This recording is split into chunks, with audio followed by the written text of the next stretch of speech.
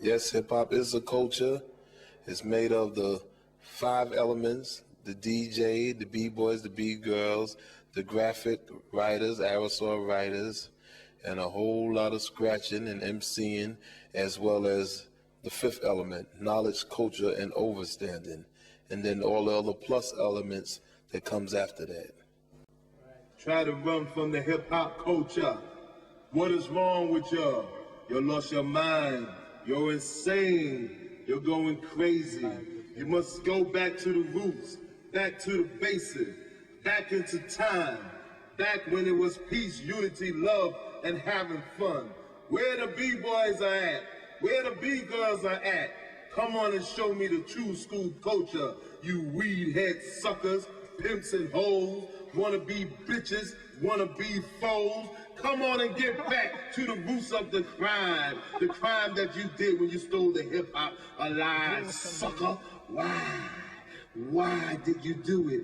Why try to be like America? First thing we have to clear up is that breaking is hip-hop.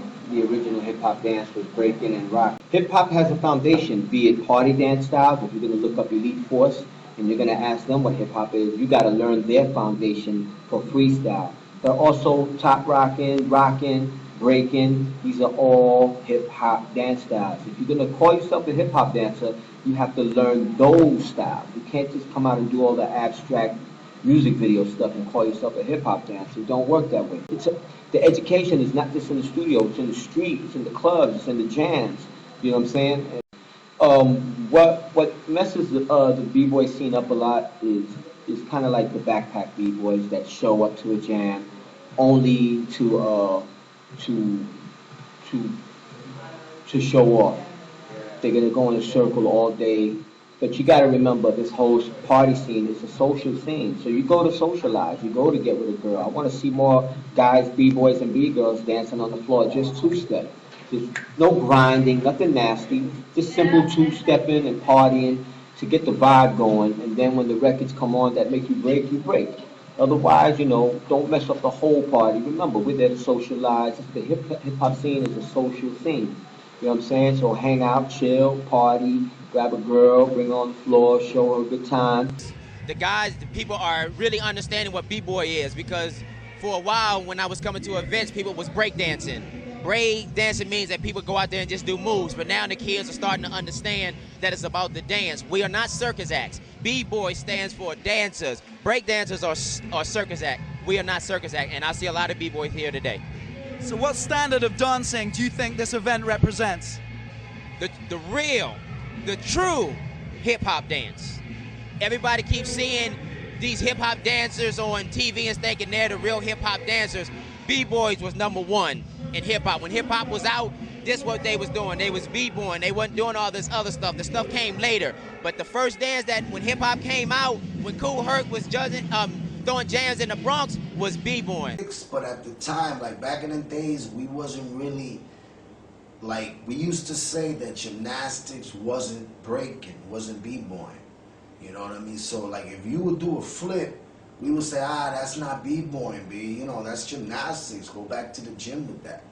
You know what I'm saying? So we were very careful on what moves to do and change them up so they look like you was b-boying. You know what I'm saying? A lot of people don't realize that. This is like the first beginning. If you look at every time, most of the, not with the documentaries, because they did it right. A lot of the films, commercials, dude eating a candy bar, spinning on his neck, milk, drinking milk and doing something, they always related to one physical feat, which was either a head spin or a hand spin or something dynamic to watch visually. People seeing that will say, breakdancers are acrobats. They would never show a beat come on and the dude just really just ride the beat.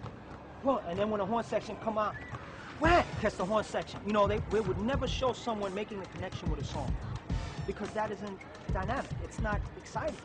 But that's the essence of b-boying. That's the essentials, fundamentals to the dance. You gotta ride the music. If you're a b-boy, you're a break boy, you riding that break. If you're not on beat to the break, you're not doing what we do. First of all, it's not breakdancing for all you kids out there. It's not breakdancing. It's b-boying or b-girling. So let's get that straight right quick. So I'm either breaking or I'm doing b-boying. Never breakdancing. That's idiots. I don't do that. So, honestly, the definition of b-boying is knowing your beats, knowing your top rocks, knowing your transitions, knowing in your footwork and your go-downs and everything. You know what I'm saying? The number one thing is you gotta be a dancer. Listen to the music. Don't act as if you're just doing the steps, just going through the motion. Really take your time and study the steps and let it become part of you. Let the music become part of you. Don't let the music just be there. You have to use the music and let that be part of your soul, part of your performance. Otherwise, you'll just come across as a robotic type, you know, carbon copy.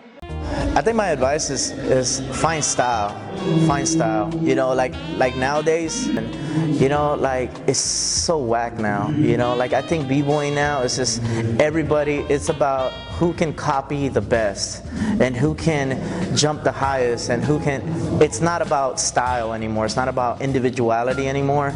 And like the thing that, like my generation is, everybody was so different and everybody had their own little style, you know, like, oh, there goes Little John, oh, there goes Kemel, oh, there goes Marlon, oh, there goes, you know, and like nowadays it's just like you don't know who's who, you know, and I think people are sacrificing style and swag and individuality for competition. And that's it, like if you see BC1, it was a flipping competition, and it's embarrassing the fact that these b-boys are coming and traveling all over the world with 3 rounds. You know, some of those guys, it's just like after 5 rounds, I don't know what they have. Like I'm not scared to say that, you know what I'm saying? Like, cause I don't do this for competition. I do this before competition was big, before there was a lot of money involved, you know? And so, like nowadays, I think people sacrifice style, individuality, creativity for competition, you know? And that's not what it's about. That's not what it's about. And if that's why you're breaking, if that's why you're doing this, to fly all over the place, then I don't know what to say. I don't know what to say. I think that's so disrespectful. Yeah.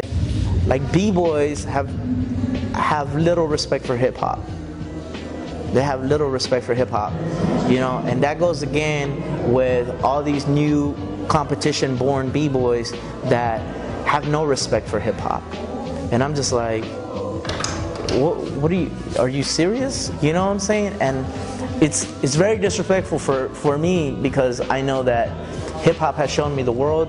Hip hop has taught me education.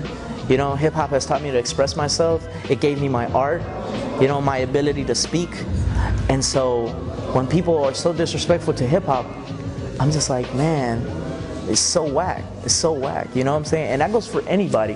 That goes for anybody. Anybody that just exploits what we have and what we build just so they can do little bullshit, you know, like, you're fake, you know? If the new generation, they're attracted to breaking because they saw the air flare, 190s, and the cash prize was $100,000, and they could be on a billboard, they could do an iPod commercial, they could be in the next movie, then it's lost. You know what I mean? Now the purpose is different.